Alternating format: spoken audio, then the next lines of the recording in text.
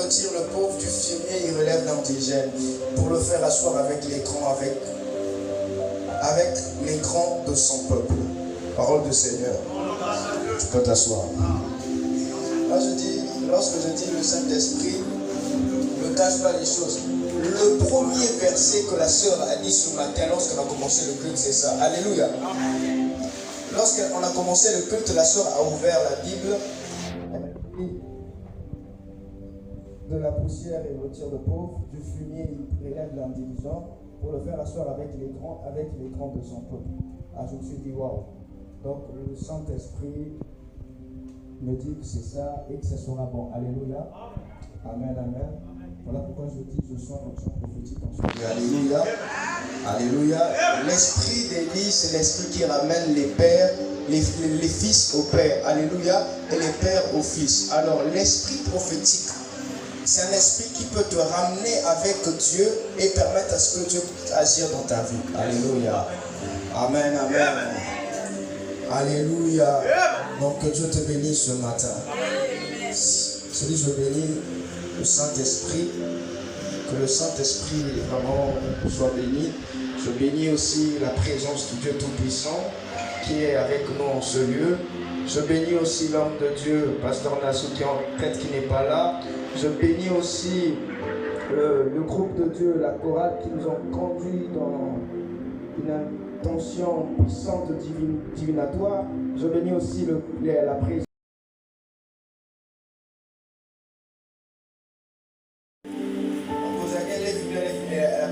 Et un cas, lorsqu'elle a commencé à parler par l'Esprit Saint-Esprit et toi-même, je t'oublie ce qu'elle fait. Lorsqu'elle a commencé à parler par l'Esprit Saint-Esprit, tais-toi en elle. Parce que si elle dit tout ce qu'elle va dire là, elle va dire tout ce que je précise. Maintenant, je dis quoi? Je dis Saint-Esprit, tais-toi. Après, c'est là où maintenant le Saint-Esprit a voulu relayer. Alléluia. Si je bénis le Saint-Esprit de Dieu. Parce que si elle devait dire tout ce qu'elle devait dire là, ça devait être bien. Comment on se dit?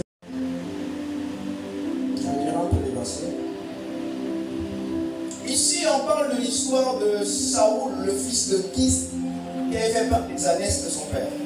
Alors son père lui dit d'aller à la recherche des ânesses. Verset 20, il va croiser, à l'époque les prophètes étaient appelés les voyants. Il va croiser un voyant. Il va croiser le prophète Samuel. Alors le prophète Samuel lui dit, répondit au verset 19, à Saoul, c'est moi qui suis le voyant. Montre devant moi au haut lieu. Et vous mangerez aujourd'hui avec moi. Je te laisserai partir demain. Et je te dirai tout ce qui se passe dans ton cœur. Ne t'inquiète pas des ânesses que tu as perdues il y a 3 jours, car elles sont trouvées. Et pour moi, qui est réservé tout ce qu'il y a de plus précieux en Israël. N'est-ce pas pour toi et pour toute la maison de ton père? Saoul répondit, ne suis-je pas benjamite, l'une des plus petites tribus d'Israël, et ma famille n'est-elle pas la moindre de toutes les familles de la tribu de Benjamin? Pourquoi donc me parles-tu de la sorte? Samuel prit Saoul et son serviteur, le fit entrer dans la salle et leur donna une place à tête de convives, qui était environ 30 hommes.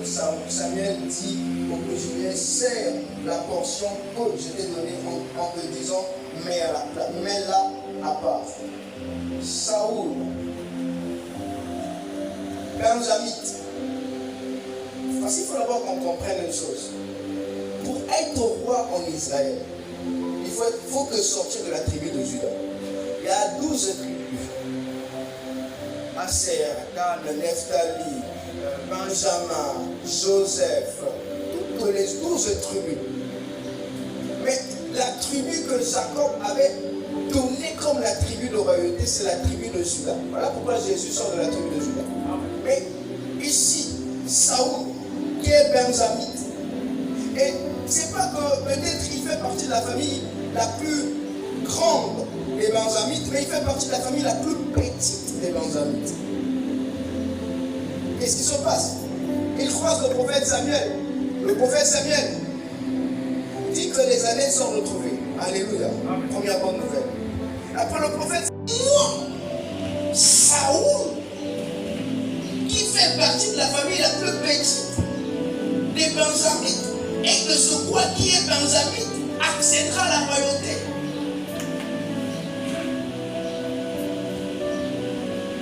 Il y a des choses que Dieu ne peut pas permettre pour certaines personnes. Ça n'arrive pas assez. De l'histoire de Juda, de la tribu d'Israël, il y a peu des gens qui ne sont pas sortis de la tribu de Juda qui sont rois.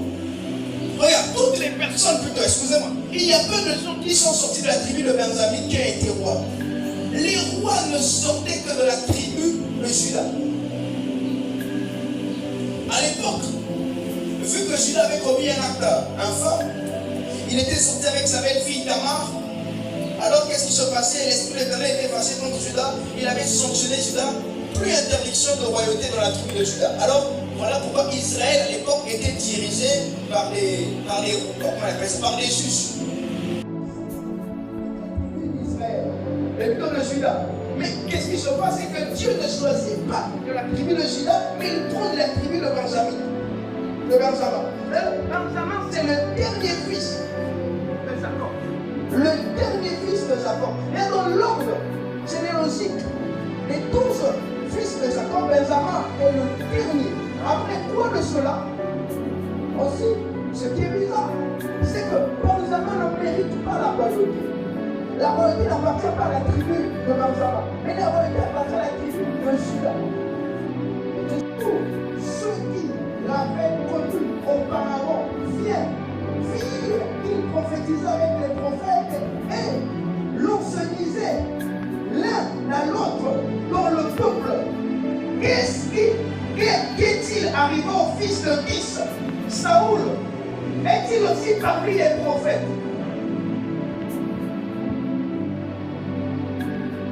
Saoul quitte Samuel. Samuel déclare des choses dans la vie de Saoul. Après, la Bible nous dit, dès qu'il se tourne seulement le dos, dès qu'il tourne le dos à Samuel, automatiquement, tout ce que Samuel a dit s'accomplit dans sa vie. Il a fait, Saoul n'était pas prophète. Alléluia. Saoul n'était pas prophète. Saoul n'était pas dans la sacrificature. Saoul n'était pas prophète. Saoul devait être seulement roi. Mais regardez les choses que Dieu fait. Hier, il a croisé Samuel. Samuel a dit que tous les années de ton père Kis ont été retrouvés. Après, le lendemain, Samuel déclare des paroles sur lui, se sépare de Samuel. Après, il croise les prophètes. Saoul a maintenant l'option prophétique comme jamais. Après, même les gens du quartier commencent à se poser des questions. Mais qu'est-ce qui est arrivé au fils de Kis? Il a eu quoi le fils de Kis? Parce que le cœur n'a pas l'option prophétique. Le cœur n'a pas l'appel prophétique. Mais comment est-ce qu'il peut prophétiser comme un prophète comme ça? Vous savez, Saoul, dans son village, Saoul était très beau de visage. Alléluia. Mais il y a une différence, c'est que Saoul avait une grosse tête. Donc, je vous dis ce qui est vrai. Toutes les personnes se moquaient de la grosse tête. Ce que tu fais ou de l'appartenance familiale. Tu n'as pas besoin que tu sois l'enfant du colonel, de ministre, de député, de sénateur, de la sénateur. Non, je n'ai pas. Je se moque de l'endroit originel d'où tu viens lorsqu'il veut te changer la position. Dieu se moque de qui tu es. En Samuel 10, Saoul toujours. Je regarde là vraiment. Au verset 10. C'est plutôt Samuel chapitre 10 au verset 6. L'Esprit de l'Éternel te saisira. Tu prophétiseras avec eux et tu seras changé en un autre homme. Lorsque ces signes auront eu pour toi leur accomplissement, fais ce que tu trouveras à faire car Dieu est avec toi. Puis tu descendras avant moi à Gilgal et voici je descendrai vers toi pour t'offrir des holocaustes et des sacrifices d'action de grâce. Tu attendras 7 jours jusqu'à ce que j'arrive auprès de toi et eux-mêmes entre eux, parce qu'on dit entre eux, ils se posaient la question. Maintenant, est-ce que c'est réellement le frère? C'est lui. C'est lui. C'est vrai. Parce qu'il y a un qui ne dit pas ça. Hein? Parce qu'ils vont se dire sur le sol. Il est jumeau ou elle est une jumelle. Mais non, mais c'est le gars. C'est le gars qui a juste fait 2 jours qui a disparu. Après, il revient avec une onction prophétique, avec l'onction royale. Dieu se fout de d'où tu viens. C'est-à-dire, Dieu s'en moque. D'où tu viens. C'est-à-dire, d'où tu viens, ce n'est pas le problème. C'est où il va t'emmener le plus grand problème. Alléluia.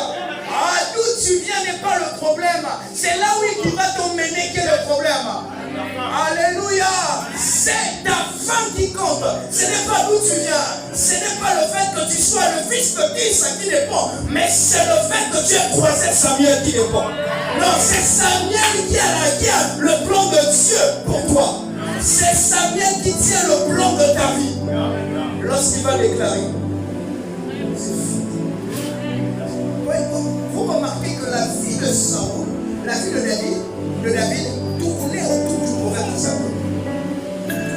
Parce que lorsque Dieu n'avait plus besoin de Saoul, Dieu, par la Samuel, allait contre David. Alors, pour David aussi, c'est comment, frère? Il était berger, il était dans sa bergerie, lorsque les lions venaient, il défendait ses brebis. Il y avait des chemins, il y avait des grands hommes dans la famille d'Isaïe, les enfants d'Isaïe. Mais Dieu dit non.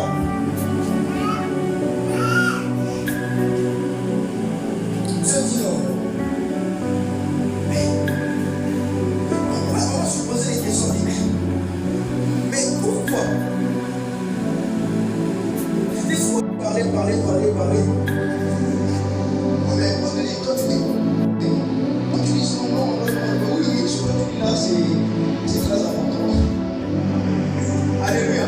On dit, oh oui, non, ce que tu dis là, c'est très capital. Ce que j'aimerais dire à une personne, hein, c'est que la situation est là. Tu es là. Lorsqu'il se remet un matin, il te voit toujours dans cette même situation.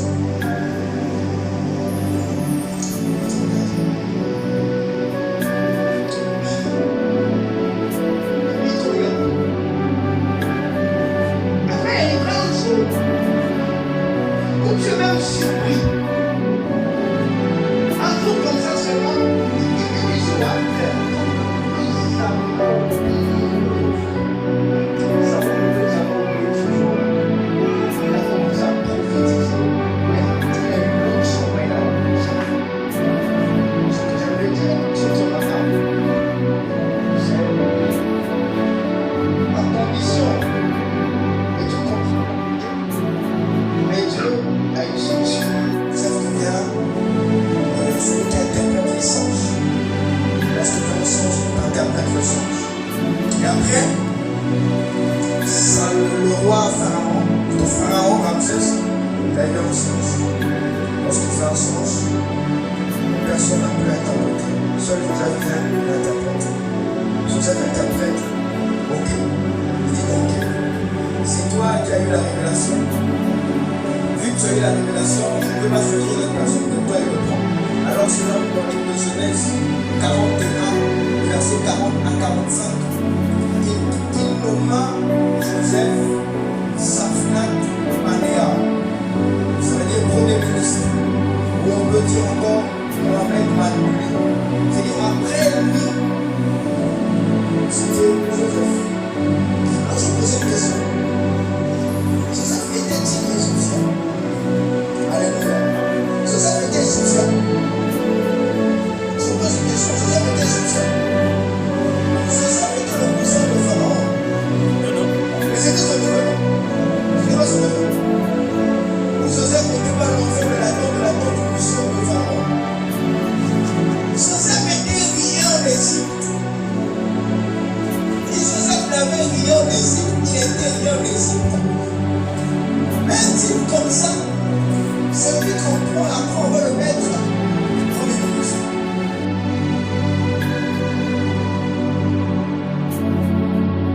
Lorsqu'on va être là, je viens là, on va dire. C'est le premier ministre. Laissez-le poser devant lui. Je chauffe. Je me regarde sur mon câble.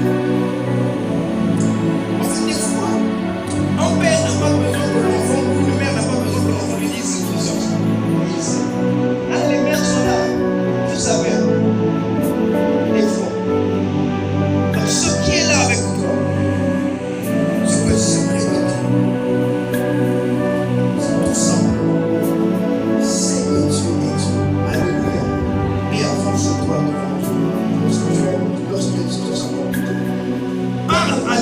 tant que fils.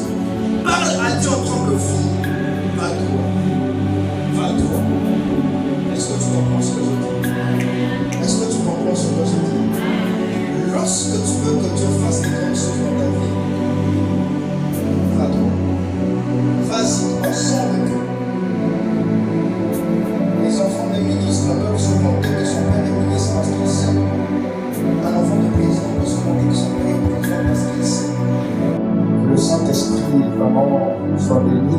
Je bénis aussi la présence du Dieu Tout-Puissant qui est avec moi en ce lieu. Je bénis aussi l'homme de Dieu, Pasteur Nassica, peut-être qu'il n'est pas là. Je bénis aussi le groupe de Dieu, la chorale qui nous ont conduits dans une intention puissante divinatoire. Je bénis aussi la présence des hommes et des femmes qui sont là ce matin. Alléluia. Et c'est pas facile, mais on tient bon jusqu'à la fin, jusqu'à ce que Dieu va parler. Alléluia. Amen. Vous allez tout prêcher le thème que j'avais prêché. Alléluia. Je me disais, si je viens, je me disais, soit je prêche. J'arrive, je mets sur la chair, je prêche dans l'inspiration du Saint-Esprit. Et lorsque la sœur Théobène a donné ce verset, c'est qu'il y a Saint-Esprit. Vous savez, l'esprit prophétique n'est pas attaché au prophète. Alléluia. L'esprit prophétique